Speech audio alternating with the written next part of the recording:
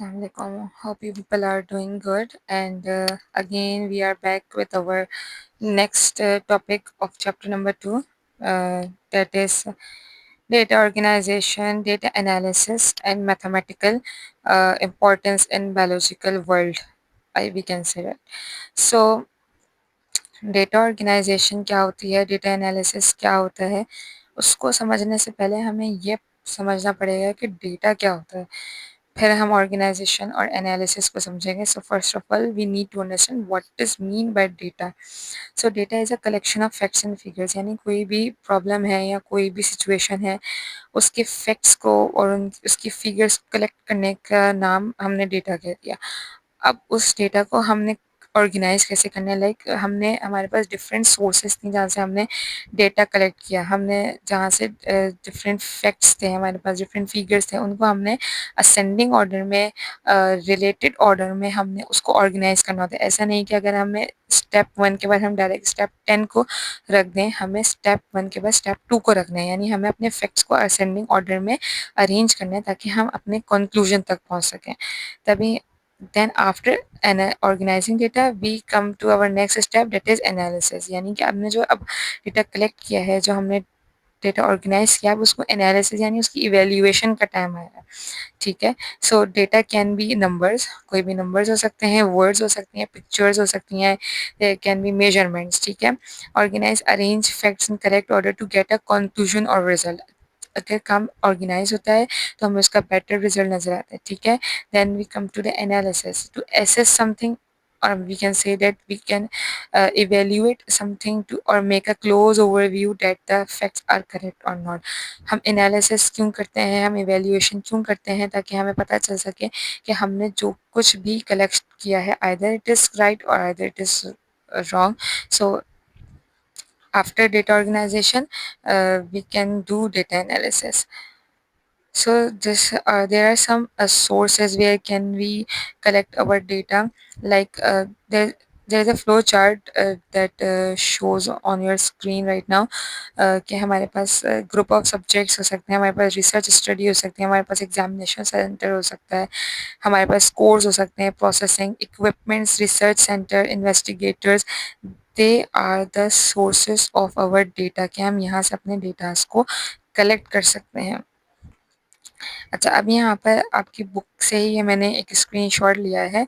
जैसे कि हम क्योंकि मलेरिया की यहाँ पे एग्जांपल को डिस्कस कर रहे थे, तो यहाँ पर एक डेटा शो हुआ है कि जिसमें टिल फेब टू जनवरी 2017, यानी 2016 के फेब से लेके 2017 के जनवरी तक मलेरियल पेशेंट्स का डेटा कलेक्ट हुआ है कि how much increase in the diseases, कितना इफेक्ट आ रहा है डिजीज का, कितने मलेरियल पेशेंट्स इन्फेक्टेड हो रहे हैं एवरी मंथ. ठीक है. लाइक फेब में अगर 1000 पीपल इन्फेक्टेड थे तो सितंबर में 5000 हुए, अक्टूबर में जो है वो 6000 हो गए, नवंबर में देन लेस देन 6000, और दिसंबर में कम, एंड जनवरी में उससे कम हो गए. So this is how the chart और the data shows in the chart. Data analysis के किस तरीके से हमें किन मंथ्स में मलेरियल पेशेंट से मलेरिया पेशेंट्स को मलेरिया से बचाया जा सकता है, या लोगों को इन्फेक्टेड होने से दूर रखा जा सकता है. अच्छा, एक तरीका हमारे पास पाई चार्ट का भी होता है, this is a pie chart, और जो हमारे पास प्रीवियस स्लाइड थी this is a bar chart. ठीक है. तो हम डेटा को डिफरेंट वेज में रिप्रेजेंट कर सकते हैं. We can show with the help of bar chart, we can show with the help of pie chart. So next is pie chart. अब यहाँ पे ये मलेरिया का तो नहीं, यहाँ पे एक इन्फेक्शियस डिजीज का पाई चार्ट है, जिसके अंदर आपको कम क्लियरली दिखाया जा रहा होगा कि यहाँ पे कलर डिस्क्रिमिनेशन से दिखाया जा रहा है कि एक्यूट रेस्पिरेटरी इन्फेक्शन 51% लोगों को, मलेरिया 16%, डायरिया 15%, डायसेंट्री 8%, स्केबीज 7%, और दूसरी बीमारियां जो है वो 3% है.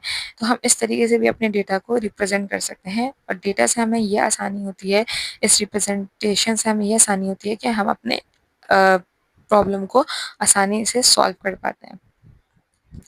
Now, the very last topic of this chapter is uh, mathematics as an integral part of scientific process, यानी कि मैथमेटिक्स हमारी साइंटिफिक प्रोसेस का एक बहुत इंपॉर्टेंट, बहुत अहम हिस्सा है। तो हम देखते हैं कि मैथमेटिक्स कैसे हमारा एक अहम हिस्सा है बायोलॉजिकल स्टडीज़ में। जैसे कि मैंने पहली स्लाइड में कहा कि हमें एक बड़ा मिसकॉन्सेप्शन है हमारे यहाँ बायोलॉजी के स्टूडेंट्स के दिमाग में, कि अगर हम बायोलॉजी लेंगे या बायोलॉजी पढ़ेंगे तो हमें मैथमेटिक्स पढ़ने की कोई नीड नहीं है, मैथमेटिक्स समझने की कोई नीड नहीं है। तो ये मैं मिसकॉन्सेप्शन अगेन दूर कर दूँ कि mathematics is the main core of biology. अगर आपको मैथ्स नहीं पसंद तो लेकिन आपको बेसिक मैथ्स ज़रूर आनी चाहिए, वरना आप बायोलॉजी आगे नहीं पढ़ सकते। सो मैथमेटिकल इक्वेशन और फार्मूलाज कैन प्रिडिक्ट और डिस्क्राइब नेचुरल अकरेंस, यानी कि हम मैथमेटिक्स के थ्रू चीज़ों को आसानी से प्रिडिक्ट कर सकते हैं। Such an organism behaviour pattern, हम एनिमल्स के बिहेवियर पैटर्न्स को, पॉपुलेशंस को, structures of protein, height, endangered species, bacterial growth, dental processes में, स्पेशली डेंटल प्रोसेस या डेंटल स्टडीज़ में मैथमेटिक्स का बहुत बड़ा रोल है। So that's how mathematics help us to study biology.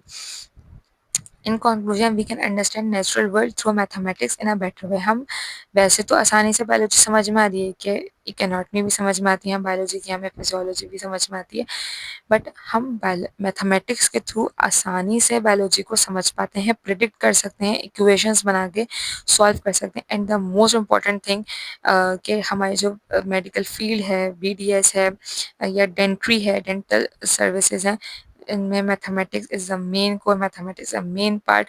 So mathematics को ईजी नहीं है। मैं अपने सारे बोर्ड के स्टूडेंट्स को ये कहूँगी कि kindly don't take mathematics as an easy, इसको बाकी सब्जेक्ट्स के साथ बिल्कुल अहमियत देकर चलें। और ये कि बायोलॉजी स्टूडेंट्स, खासकर बायोलॉजी स्टूडेंट्स, इसको बहुत ज़्यादा अहमियत है मैथमेटिक्स को, क्योंकि मैथमेटिक्स ऐसा नहीं है कि बायोलॉजी पढ़ें तो मैथमेटिक्स नहीं पढ़ाई जाएगी। आई होप कि ये चैप्टर बहुत इजी था, आई होप कि समझ में आया होगा। If you have any confusion feel free to ask in the comment section.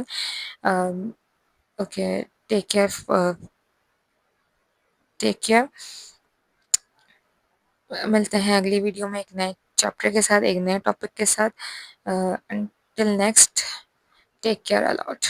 अल्लाह हाफिज़।